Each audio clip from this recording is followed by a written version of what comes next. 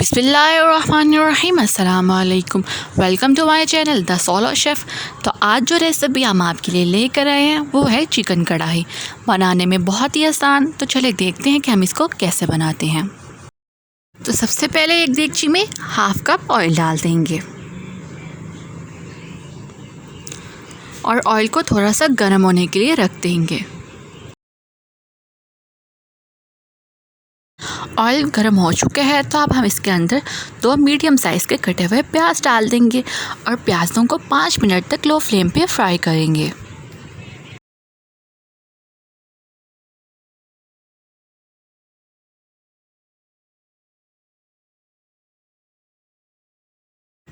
पाँच मिनट प्याज़ों को फ्राई होते हुए हो गए हैं तो अब हम इसके अंदर 2 मीडियम साइज़ के टमाटर डाल देंगे और इसके बाद 1 टेबलस्पून अदरक का पेस्ट और 1 टेबलस्पून लहसुन का पेस्ट डाल देंगे और 3 कटी हुई हरी मिर्चें और 5 मिनट तक इन सब चीज़ों को फ्राई करेंगे।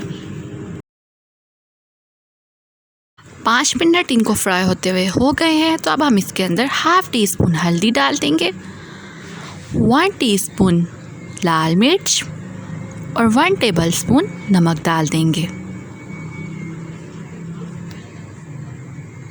अब इन तमाम चीज़ों को अच्छे से मिक्स कर लेंगे।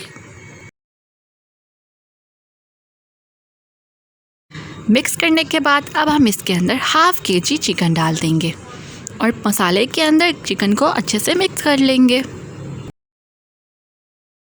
मिक्स करने के बाद अब हम इसके अंदर 1 गिलास पानी डाल देंगे और 10 मिनट के लिए लो फ्लेम पे इसे पकने के लिए रख देंगे कि जो गोश्त है वो अच्छे से गल जाए और पानी जो है वो सूख जाए।